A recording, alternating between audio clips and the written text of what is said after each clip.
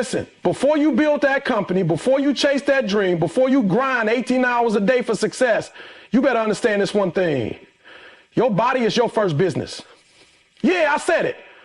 You're out here trying to make $1 million moves in a body that's running on fumes.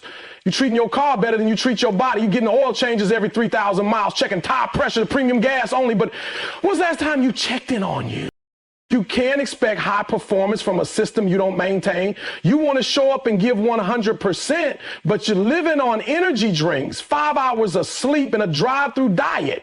You wouldn't ignore a check engine light on your car, so why are you ignoring the warning signs in your own body? The fatigue, the stress, the headaches, the burnout. That's your internal system telling you, You think discipline only applies to your work ethic? Nah, discipline applies to your diet. It applies to your sleep. It applies to the way you move your body, the way you fuel your mind, the way you set up your environment to win. How you gonna run a marathon when you ain't even walking a mile a day? How you gonna lead a team when you can't even lead yourself to eat a vegetable? You're your own first employee. You're your own investment. You're the CEO, the CFO, and the product all in one. So how you treating your product? You can't sell excellence in a body full of toxins, in a mind full of chaos, in a heart full of stress. That ain't sustainable. That ain't long term.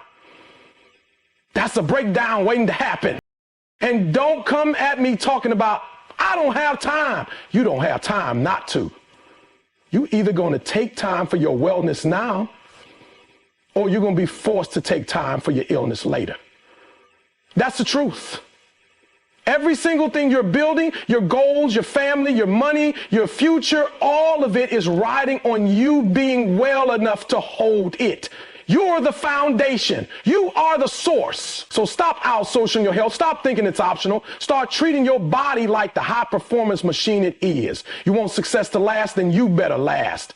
That means making choices that preserve your energy, not just burn it. That means putting respect on your rest, your nutrition, your fitness, and saying this is non-negotiable. Because the truth is, without a strong, healthy, energized body, all that grind, all that hustle, all that ambition means nothing if the machine behind it can't even stay running. Let me tell you something real. Mental health is not optional. I don't care how tough you think you are, how many hours you put in, how much pain you've swallowed to get to where you are. You can't grind your way past your mind. You can't ignore your inner world and expect your outer world to thrive. It doesn't work like that. You want to show up for your goals? You want to be elite? Then you better make sure your mind is strong enough to carry the weight. You spend time lifting weights, building muscle, getting your body in shape. But when was the last time you trained your thoughts? When was the last time you detoxed your mental space? You're out here chasing peace through productivity, but your mind is cluttered. Your thoughts are racing and your spirit is restless. Listen to me. Protecting your mental health is not weakness, it's wisdom. It's strength, it's self-respect. You can't lead, create, or serve from a place of chaos. And if you're always anxious, always comparing, always doubting yourself, it's not just about motivation. It's about healing. It's about acknowledging that you're human, not a machine. Machines break down when overworked and underserviced. So do people. Silence is not peace. Isolation is not rest. Numbing out on your phone, scrolling for hours, avoiding your feelings.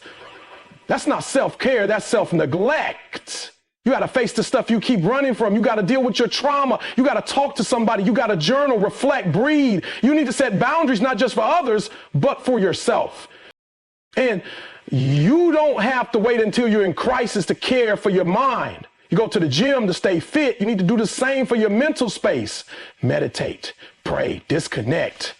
Guard your energy like your life depends on it, because it does. That means cutting off toxic conversations. That means learning to say, no, I can't take that on right now. That means choosing your peace over people pleasing. You're not responsible for everybody's comfort. You're responsible for your own stability.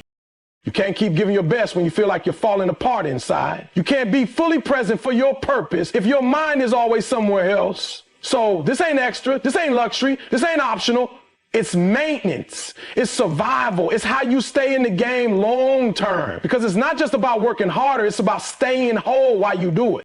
Let's get one thing straight. Rest is part of the grind, not a break from the grind, not a reward after the grind, part of it. Real grinders, real high performers, real game changers understand this. If you don't rest, you rust, you break, you burn out. And that hustle you're so proud of, it becomes the very thing that takes you out of the game. There's this lie being sold to you that if you're not tired, if you're not stretched thin, if you're not running on caffeine and fumes, you're not grinding hard enough. That's garbage. That's hustle culture, not hustle truth. The truth is rest is a strategy. It's a weapon. It's how the greats recover so they can dominate the next round. You think athletes don't rest? You think elite performers don't schedule time to recover? You think champions train 24/7 without giving their bodies and minds space to breathe? No, because they understand longevity.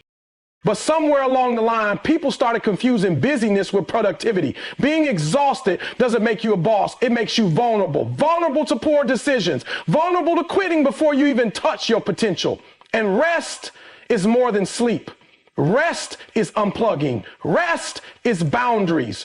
Rest is saying, I'm not available for anything that drains me today. Rest is choosing silence over chaos, presence over pressure, peace over proving yourself to people who don't even matter. And listen, you don't earn rest. You need it. Just like you need air, water, food, you need rest. It's not weakness to pause. It's wisdom. It's preparation. You're not falling behind by resting. You're getting ready to move better, faster, sharper when the time is right. You're refueling, you're recentering, you're respecting your own capacity. Stop letting social media trick you into believing that burnout equals success. Stop being proud of how little you sleep, how much you suffer, how often you neglect yourself in the name of ambition. That ain't the flex you think it is. The real flex is being so in tune with yourself that you know when to go hard and when to shut it down. That's mastery. That's how you last. You can't give the world your best if you're running on empty. You can't show up fully if your soul is exhausted. And the truth is, no matter how far you go, if you don't learn to rest, you'll never go the distance. Let's be real. You're doing too much. You're saying yes to everything, trying to be everything for everybody. And in the process, you're losing yourself. You're running around overcommitted, overstretched, overwhelmed, not because you're weak, because you haven't learned the power of one simple word, no. You keep saying yes out of guilt, out of habit, out of fear that people won't like you, won't understand you, won't approve of you. But what you don't realize is every time you say yes to something that doesn't align with your purpose, you're saying no to your own peace. Every time you say yes to someone else's emergency, you're pushing your own priorities further down the list. And then you wonder why you feel off. You wonder why you're drained. You wonder why your fire is dim. It's because your yes has been stolen by people, tasks, and distractions that were never yours to carry. Saying no isn't selfish, it's strategic. It's how you protect your vision. It's how you create space for the things that actually matter. Your dreams need time. Your goals need focus. Your mind needs clarity. But none of that is possible if you're constantly letting your boundaries get bulldozed by everything that screams for your attention.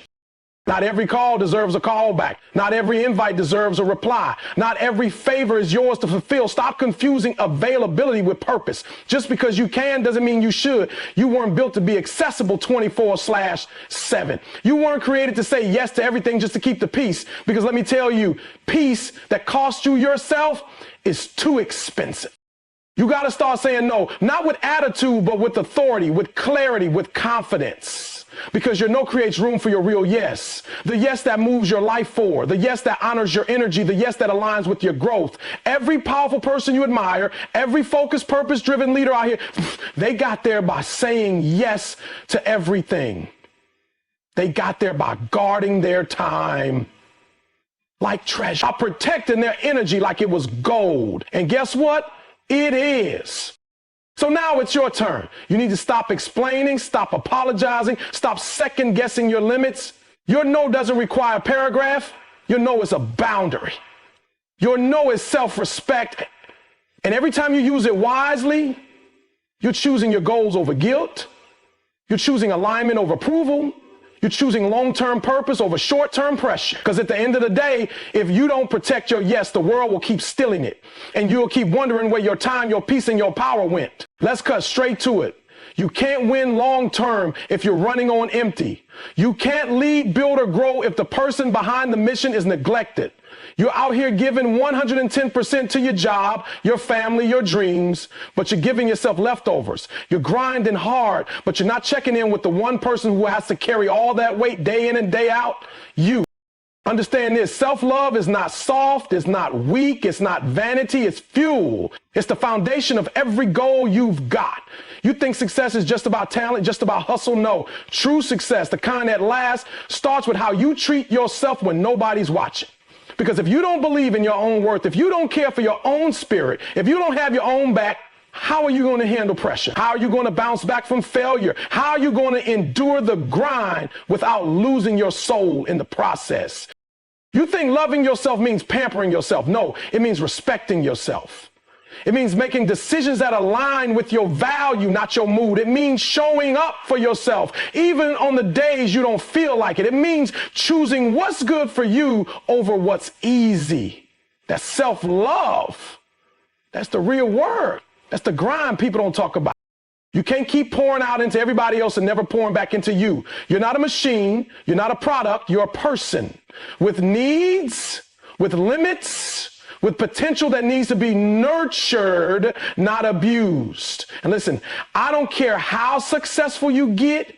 If you don't love yourself through the journey, you'll destroy yourself when you get there. You'll burn out. You'll sabotage. You'll feel like an imposter. Why? Because you built a life you never stopped to believe you deserved. That's why self-love matters, because it's what reminds you that you are worthy before the goal is hit. It's what keeps you grounded when success gets loud. It's what keeps you climbing when the road gets hard. It's the voice that says, you've got this, when everything else says quit. It's not ego. It's not arrogance. It's a quiet, deep respect for who you are and who you're becoming. And the truth is, nobody can give that to you. Not likes, not followers, not money, not approval. You got to choose it. You got to speak it. You got to protect it, because if you don't love you, you'll chase everything that looks like success and still feel like something's missing, because the one person you forgot to take care of was the one person responsible for carrying it all. Let's get something clear right now. Self-care isn't always soft. It's not always candles, bubble baths, and motivational quotes. Sometimes self-care looks like doing what you said you do, especially when you don't feel like it. Sometimes the real love you give yourself is called discipline. Discipline is waking up when the alarm goes off, not because you feel like it, but because you made a commitment to yourself. Discipline is showing up for the workout even when your body is tired, because you know your goals don't care about your comfort. Discipline is choosing the water over the soda, the book over the endless scroll, the silence over the drama. It's not punishment, it's protection. It's how you defend your dreams, it's how you guard your future. You say you love yourself, then prove it. Prove it by doing what's hard now so life can be easier later. Prove it by building habits that align with where you're going, not where you've been. Anybody can treat themselves when they're in the mood, but real self-care is what you do daily to make sure your body, your mind, your purpose stays sharp. That's discipline. That's power. And yeah, it's hard. It's supposed to be. That's why it works. That's why it separates the committed from the convenient. The truth is, comfort will keep you stuck. Comfort will lie to you. It will say, you've done enough. Just skip it this once. It'll say, start tomorrow. You deserve a break. But discipline says, no. We stay locked in. We stay focused. We don't quit on ourselves.